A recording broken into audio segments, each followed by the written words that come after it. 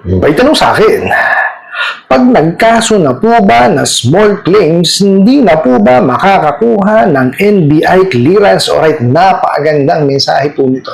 Pero bago ho natin siya sagutin, imbitahan ko ho muna sana kayo na pakisuportahan po sana ang aking mga social media accounts sa YouTube, Facebook, and TikTok. Sa video po natin, alamin po natin kung hindi na po ba tayo makakakuha ng NBI clearance pag mayroon po naghabla or nagsampa ng kasong small claims po sa atin. Pero bago ho yan, disclaimer po muna, hindi po ako abogado. Ako po'y maniningil.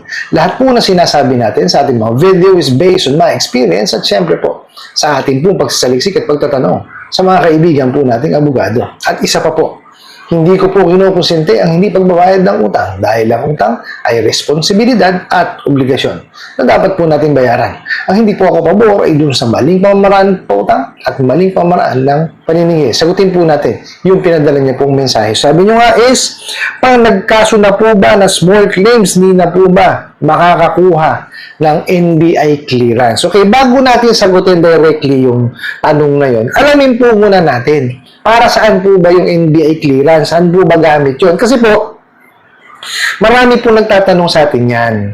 No, ngayon, syempre, kailangan natin malaman para saan po ba yan. Kasi po itong NBI clearance is an official document po ito na ini-issue po ng National Bureau of Investigation. No?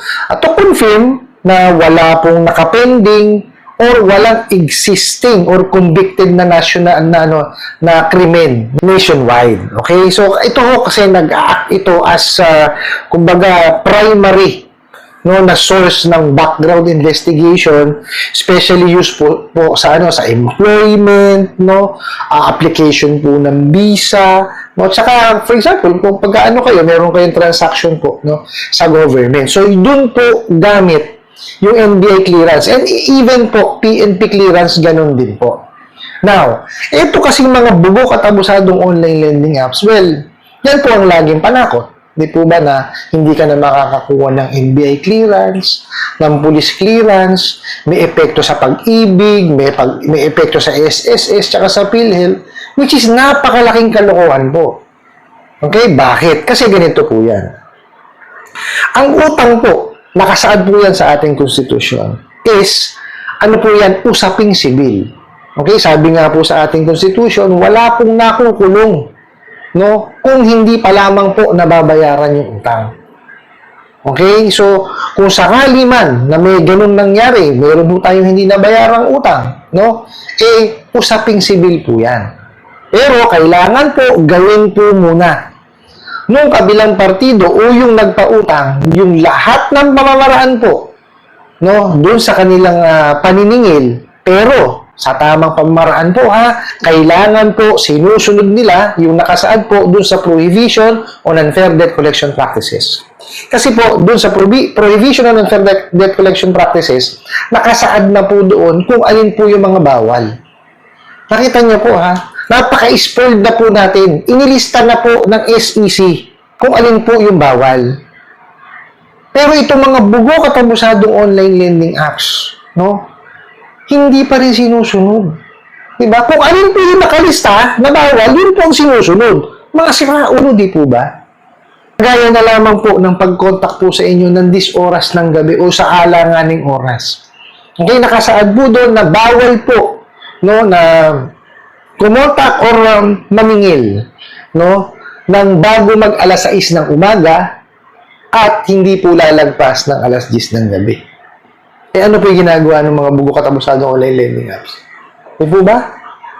Alas 5 pa lang ng madaling araw. Alas 12 ng hating gabi, 1:00 ng madaling araw. Diba? Nagme-message. Talagang bubuligligin kayo. Diba? Talagang yung peace of mind nyo, yun yung inaatake. At hindi lang ho kayo tatawagan niya, pati po yung mga nanakaw nila. Doon sa inyong contact list, ayan, pati yan naabusuhin po nila. Okay na, mabalik po tayo. Ito po yan. Kung usaping utang pa lamang po na hindi nababayaran, usaping sibil po yan. Small claims. Ngayon po, kung kayo po'y nakapag-commit ng krimen, dun po, yan. magre-record po yan or magmamarka yan sa inyong NBI tsaka po sa inyong PNP clearance. Okay, ano po ba yun sa usaping utang? Yan po is yung estafa at saka po yung BP22. Yung estafa po kasi, okay, mali po kasi ang intindi ng mga bugo katabusadong online lending apps. Sa kanila po, pag hindi ka nakabayad, no, ang definition nila, estafa na. Mali po. Ang estafa po is yung act, no, ng panluloko at panlilinlang. Okay? Sample tayo. Nag-a-apply kayo. Pero, maling information ang ibinigay ninyo. Maling documentation ang ibinigay po ninyo. Ayan. Okay? There's a possibility po na masampahan mo kayo ng estafa pagka po yan ay napatunayan. Okay? Pero napakalaking question mark nun. Bakit? Kasi po, hindi naman nagkakandak ng credit investigation itong mga bugok na to.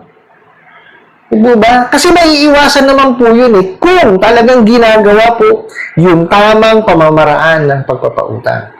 May CI naman po talaga yan Okay, sige, let's say, nasa bagong na tayo, generation na, di ba? May mga paraan na po para mapaigsi yung credit investigation, pero may credit investigation pa rin.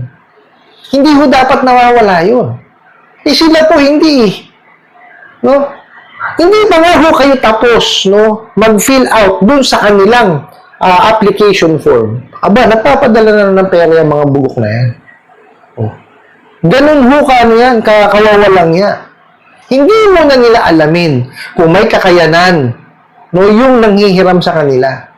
Kasi po, tingnan nyo obligasyon po ng lahat, no, ng pautangan, lending, financing, bangko, at kahit yung mga bugo katabusadong online lending apps na yan, na alamin, no, kung may kakayanan or handa na ba yung nanghihiram sa kanila dun sa obligasyon. Okay? Kasi po, ang pangungutang, hindi po yan right. Privilege yan na ibinibigay po sa atin. Kaya nga may 5 C's of credit Pero dun po sa sa mga maigsiang loan lang, 3 C's of credit lang. So, dapat sinecheck character, capacity, and condition. Diba? Sila hindi nila ginagawa yun. So, ngayon, paano nila sasabihin na may estafang nangyari? Diba? Kasi may iwasan mo yun pag ginawa mo yung tamang pamamaraan ng pagpapautang, which is yung credit investigation. Hindi po ba? So, mali na kagad. Tapos, yung isa po is yung BP22. Ito po yung pagpapatalbog po ng cheque. Okay? Ito lamang po ang masasabi ko sa inyo doon po sa nagpadala ng katanungan na to. Huwag niyo hong hayaan, no, na kontrolin kayo ng mensahe na pinadadala po sa inyo. Kasi po, ang kanila lamang pong pakapakay or adhikain is pultahin po or tayo pag-isipin ng pag-isipin. No? Para tayo gumawa ng mga bagay na hindi dapat natin ginagawa. Ano po ba yun? Mapunta tayo doon sa tapal system. Okay? Doon po nagsisimula yan Kasi tayo may kagustuhan magbayad. Di po ba? So, gagawin po nila, iharas ka nila, wawalangiin ka nila. Mape-pressure ka ngayon. Diba? So, anong gagawin mo? Maghahanap ka ngayon ng ibang mga ola na mahihiraman mo para mabayaran yung existing mo. Or, sila mismo, mga bugo katabusadong online lending apps ang magsasabi sa iyo, meron ho kaming kakilalang ganito, ganyan. Or, kakausapin na agad yung mga kapatid nilang mga bugo katabusadong online lending apps na i-message ka, offeran ka. Diyan na ho magsisimula yung tapal system. Okay? Which is, huwag niyo hong papasukin. Kasi pag napasok ko kayo dyan, lalo ho kayong lalo kayo mababaon. Di po ba? Lalo kayo may stress. Baka magkaroon pa kayo ng anxiety at depression. Okay? Isang tabi niyo po. Okay? Pag naka-receive kayo ng mga ganyan mensahe, basahin niyo na 1 beses, 2 beses, 3 beses, at mag-research po tayo. Now, kung meron tayong mga kakilalang abogado, for example, sa pinagtatrabahuhan nyo, may corporate lawyer po, makiusap po tayo. Sila ho nakakaalam yan Di po ba? Unang-una po dyan is huwag nyo takutin ang sarili po ninyo. Dahil alam natin ang galawan itong mga bugo katabusadong online lending apps na to. Lalo yung mga illegal na yan, galawang yan, sindikato ho talaga. No? Kaya, ingat po, ibayo. Ibayong ingat po tayo talaga. Kasi, yes, I fully understand, no, na talagang dumarating po tayo sa kagipitan. Pero hindi naman ho lahat ng dadaan sa feeds natin, di po ba, sa wall natin, ihihiraman na po natin. Gawin po natin yung ating due diligence. I-check po natin kung sila registered kasama sa online lending platform. Di po ba? Tapos, reviewin po natin yung mga ratings sa kanila, yung mga comments sa kanila. Kasi po, pag may nakita na tayo doon, huwag na natin ituloy kasi yung sasakit lamang po yung ating ulo. Hindi ho sapat no yung mapunan no or maibigay nila yung pangangailangan natin na utang kapalit stress naman. Ho natin ipagpalit yung ating peace of mind no doon sa kapirasong pera. No, maliit lang naman na pahihiram yan kasi trial and error ang ginagawa nila eh. Kasi nga, hindi nag-credit investigating, gagawin yan, trial and error. Pahihiramin ka, pag nagbayad ka, papahiramin ka ulit, pataas ng pataas yun. Diba? Hanggang sa hindi mo na namamalayan, ang laki na ng pinahiram sa'yo, hindi mo na pala kayang bayaran. Yun ho ang masakit doon. Kaya huwag ho nating hayaan na sila po ang kumontrol ng buhay po natin. I hope na sagot ko po itong katanungan na to at sana po'y makatulong. Maraming salamat po sa inyong walang sawang pagsuporta at panonood sa aking mga video. Maraming salamat po sa inyong pag-like, pag-share, pag-comment at pagtatanong. And kunin ko na rin po itong opportunity na to na imbitahan po sana kayo. Napakisuportahan po sana ang aking mga social media accounts sa YouTube, Facebook and TikTok. Hanggang sa muli po. Yun lang.